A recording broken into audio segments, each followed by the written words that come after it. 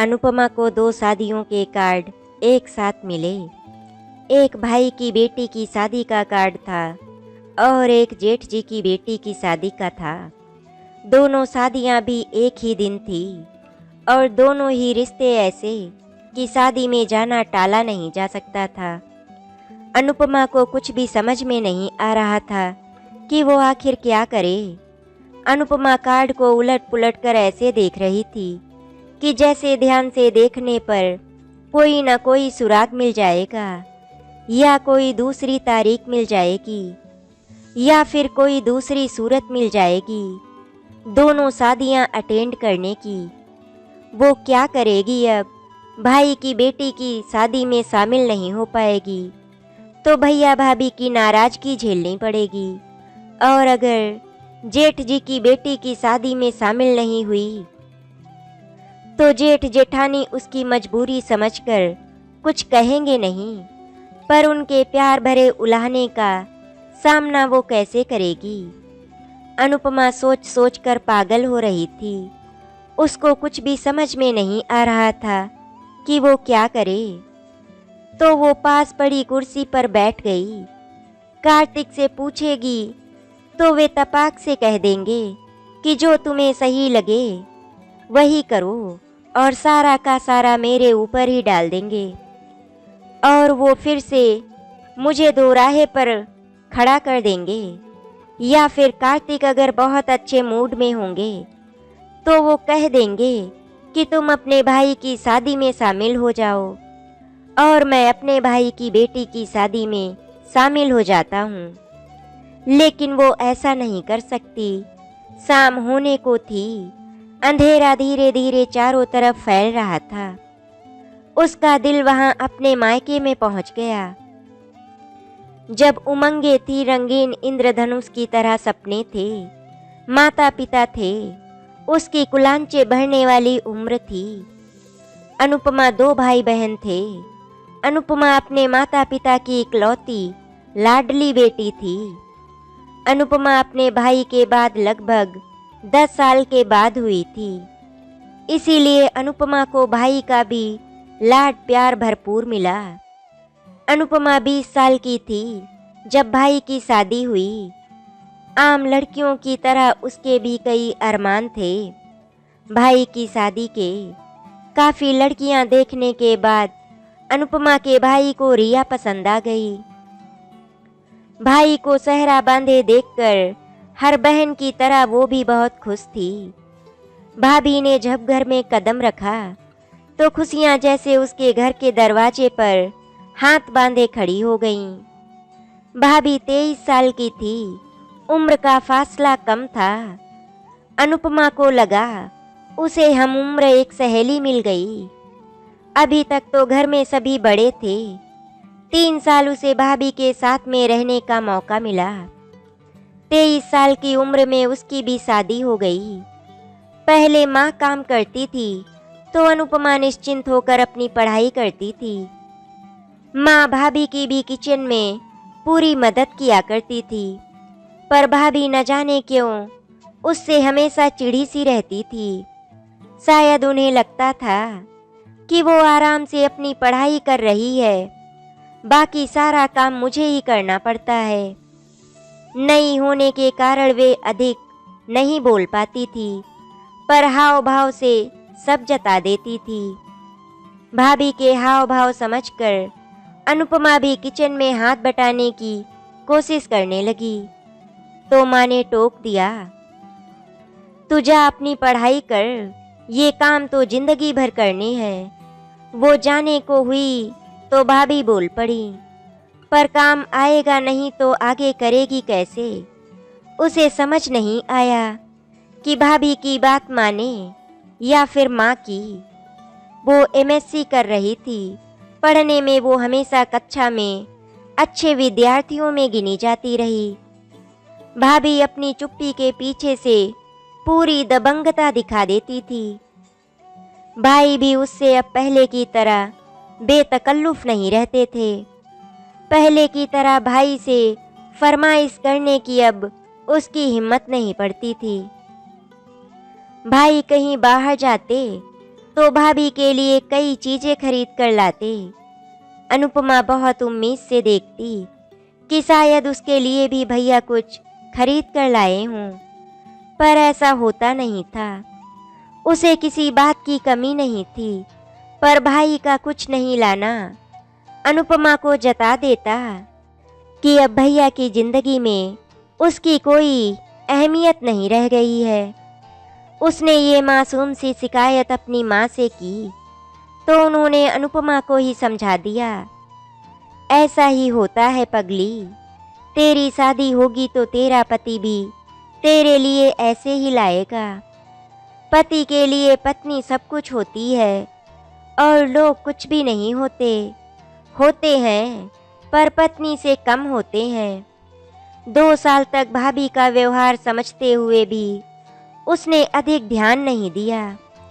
उसके लिए भाभी फिर भी अपनी थी, पर भाभी उसे कभी अपना नहीं समझ पाई।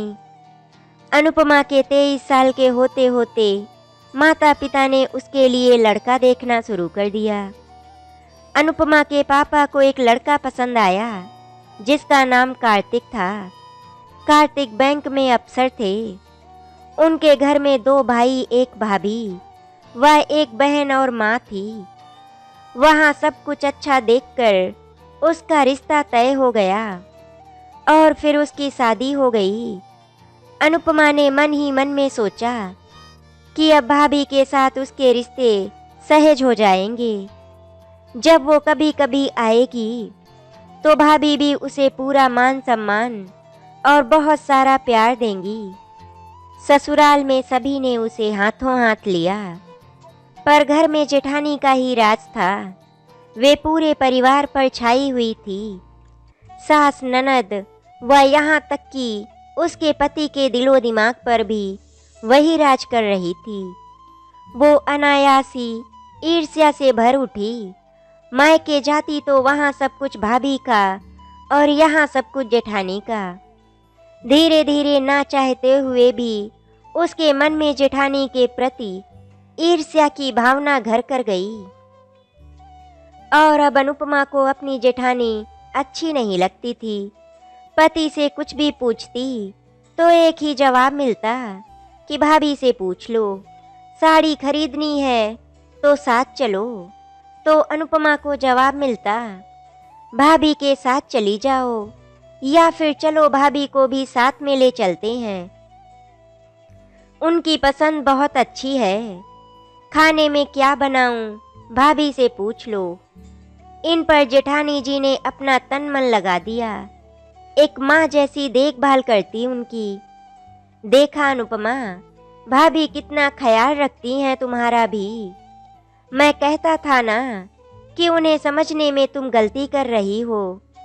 जेठानी की देखभाल से वो पिघलने को होती तो फिर से कार्तिक की बात से जल भुन जाती अनुपमा।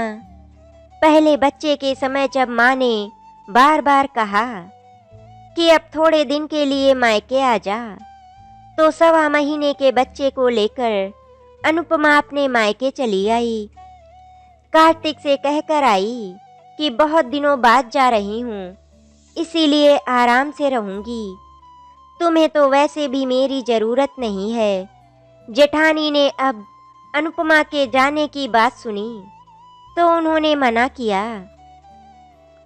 तुम अभी कमज़ोर हो अनुपमा, तुम खुद की व बच्चे की देखभाल नहीं कर पाओगी। थोड़े दिन यहीं रहो, कुछ महीने बाद चली जाना। अनुपमा ने अपनी जेठानी की बात को अनसुना कर दिया और बोली, दीदी आप मेरी चिंता बिल्कुल भी ना करें। मेरी माँ व भाभी मेरी व मेरे बच्चे की देखभाल करेंगी। अनुपमा अपनी भाभी का स्वभाव जानते हुए भी वो मायके पहुंची। मायके पहुंचकर अनुपमा बहुत खुश थी। इस बार अनुपमा लंबे समय के लिए आई थी। जब अनुपमा घर पहुंची तो भावुक होकर माँ व भाभी से मिलना चाहा, पर भाभी का उखड़ा मूड देखकर उत्साह पर पानी फिर गया। माँ भी बहुत उत्साहित नहीं दिखी। अनुपमा को ऐसे लगा जैसे माँ ने रीति रिवाज निभाने व उसका मन रखने के लिए उसे मायके आने को कहा था। शायद उन्हें सचमुच विश्वास नहीं था कि वो आ जाएगी। ससुराल में जेठानी उसके आगे पीछे घूम घूम कर उसका ध्यान रखती थी, बच्चे की पूरी देखभाल करती। सास हर समय सबसे उसका ध्यान रखने को कहती। उसका बेटा सबकी आंखों का तारा था। वही मायके में माँ के भी काम करने की एक सीमा थी। फिर भी उनका पहला ध्यान अपने पोतों पोतियों पर रहता था, नहीं तो बहू की नाराजगी मोल लेनी पड़ जाती माँ को। भाभी को तो उसकी देखभाल से मतलब ही नहीं था। जो खाना सबके लिए बनता वही उसके लिए भी बनता। एक दिन रात में तबीयत खराब होने की वजह से वो बच्चे की देखभाल भी नहीं कर पा रही थी। माँ ने रोते हुए बच्चे को उठा लिया, पर उसका पेट दर्द रुक ही नहीं पा रहा था। माँ ने हार कर उसके भाई के कमरे का दरवाजा खटखटा दिया। बहुत मुश्किल से भाई की नींद खुली। उसने दरवाजा खोला। बेटा, अनुपमा की तबीयत ठीक नहीं है, उसके पेट में बहुत दर्द हो रहा है। क्या माँ, तुम भी ना छोटी छोटी बातों के लिए जगा देती हो। अरे परहेज वगैरह वो कुछ करती नहीं, हाजमा बिगड़ गया होगा, इसीलिए उसका पेट दर्द हो रहा होगा। कोई दवा दे देती, बेकार में नींद खराब कर दी मेरी। सब कुछ करके देख लिया बेटा, पर दर्द रुक नहीं रहा। तो दर्द की कोई गोली दे दो। इतनी रात में मैं भी क्या कर सकता हूँ। और तुम भी ना माँ, कहाँ की जिम्मेदारी ले ली। अनुपमा को उसको अपने घर भेजने की तैयारी करो। उसकी जिम्मेदारी है, वही संभाले। इसीलिए जाओ, अभी सुबह देखेंगे क्या करना है। कहकर भाई ने दरवाजा बंद कर दिया और माँ लौट आई। ना अनुपमा ने कुछ पूछा, ना माँ ने कुछ कहा। अनुपमा ने सब कुछ सुन लिया था। सारी रात वो दर्द से तड़पती रही। माँ सिरहाने बैठी रही, पर भाई भाभी ने सहानुभूति जताने की कोशिश भी ना की। सुबह पेट दर्द कम हो गया, पर तबीयत फिर भी ठीक नहीं थी। लेकिन भैया भाभी ने ये पूछने की जहमत नहीं उठाई कि रात में तबीयत ठीक नहीं थी, अब कैसी है। वो सोच रही थी कि उसकी इतनी तकलीफ में तो ससुराल में रात में पूरा घर हिल जाता। यहाँ तक कि बच्चे भी उठकर बैठ जाते। यहाँ माँ के अलावा सब सो रहे थे। सोचते सोचते उसका मन भारी सा हो गया। किस मृग तृष्णा में बंधी हुई वो बार बार यहाँ आ जाती है और भैया भाभी के द्वारा हर बार अपमानित होकर चली जाती है। क्या खून के रिश्ते ही सब कुछ होते हैं? जेठ जेठानी उस पर जान छिड़कते हैं, लेकिन उन्हें वो अपना नहीं समझ पाती। उल्टा चाहती है कि उसका पति भी उन्हें अधिक तवज्जो ना दे। वो बिस्तर पर गमगीन सी बैठी हुई थी, तभी माँ चाय लेकर आ गई। अनुपमा रात की बात से दुखी होगी, ये तो वे जानती थी, पर उनके हाथ में कुछ भी नहीं था। माँ ने पूछ लिया, क्या हुआ अनुपमा, अब कैसी तबीयत है तेरी? माँ स्नेह से उसका सिर सहलाते हुए बोली, अब ठीक है माँ, आपको भी रात भर सोने नहीं दिया मैंने। अरे कैसी बात कर रही है तू? अच्छा चल, मुंह हाथ धो ले और चाय पी ले। अनुपमा चुपचाप चाय पीने लगी। माँ ने अपना कप उठा लिया। दोनों चुप थे, पर दोनों के दिल रात की बातों से परेशान थे। माँ, मेरी तबीयत अगर ऐसी ससुराल में खराब होती तो मेरे जेठ जेठानी सारा घर सिर पर उठा लेते। अचानक अनुपमा ऐसे बोली तो माँ समझ गई कि अनुपमा क्या कहना चाहती है। वे धीरे से उसके पास खिसक आईं। अनुपमा, तू जिन रिश्तों की जड़ों को सींचना चाह रही है वे खोखली हैं, सूखी हुई हैं बेटा। खून के रिश्ते ही सब कुछ नहीं होते। जितनी कोशिश तू अपनी भाभी के साथ बनाने की करती है, उसका अंश मात्र भी अपने जेठ जेठानी के साथ करेगी तो वे रिश्ते लहलहा उठेंगे। जो रिश्ते तेरी तरफ कदम बढ़ा रहे हैं उन्हें थाम कर उनका स्वागत कर। तो तुझसे दूर भाग रहे हैं उनके पीछे क्यों भागती है? माँ उसके और अपने मन के झंझावतों को शब्द देती हुई बोली, ये मेरी मृत तृष्णा है कि कभी न कभी भाभी तेरे प्यार को समझेंगी और तेरी तरफ कदम बढ़ाएंगी। कुछ लोग प्यार की भाषा को कभी नहीं समझ पाते, पर तू प्यार की कीमत समझ अनुपमा। अपने जेठ जेठानी के प्यार को समेट ले। वही हैं तेरे भैया भाभी जो तेरे सुख दुख में काम आते हैं, तेरा ख्याल रखते हैं, तेरे अच्छे बुरे व्यवहार को तेरी नादानी समझकर भुला देते हैं। माँ उसे पहले भी ये बात कई बार समझाना चाहती थी और उसके प्यार का बहाव ससुराल की तरफ मोड़ना चाहती थी, पर अनुपमा समझना ही नहीं चाहती थी। पर आज पता नहीं क्यों माँ की बात समझने का दिल कर रहा था। उनकी बातें उसके अंतर्मन को छू रही थी। माँ चली गई तो वो अपने आप में गुमसुम सी हो गई।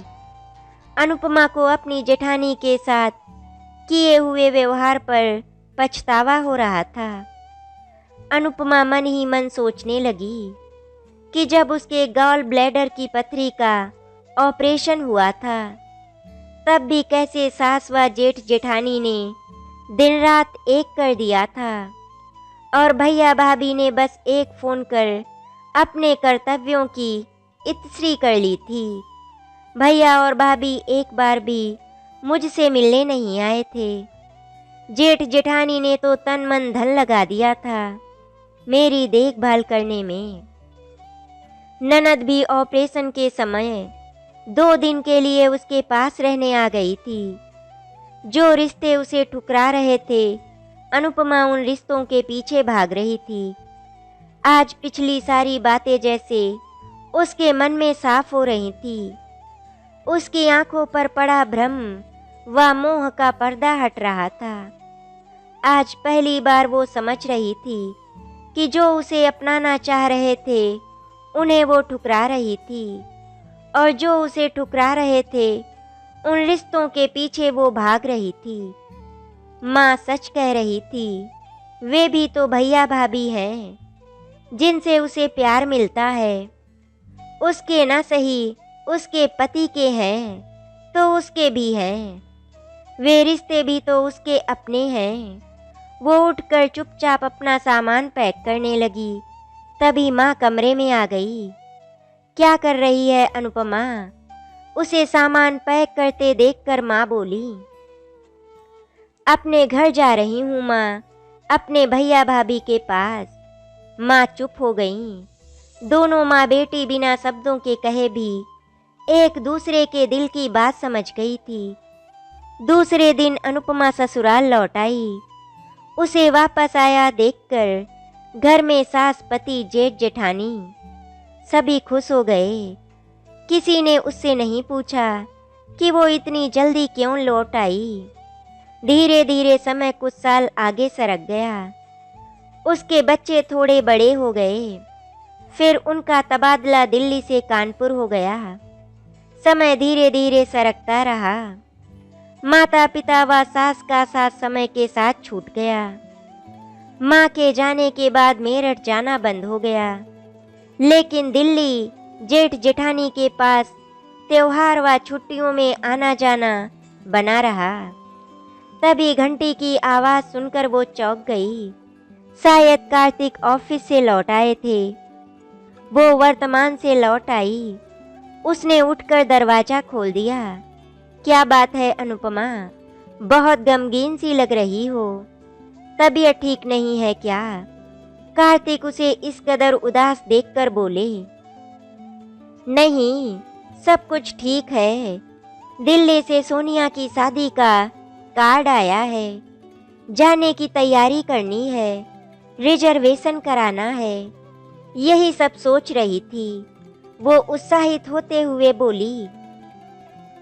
और ये दूसरा किसका है?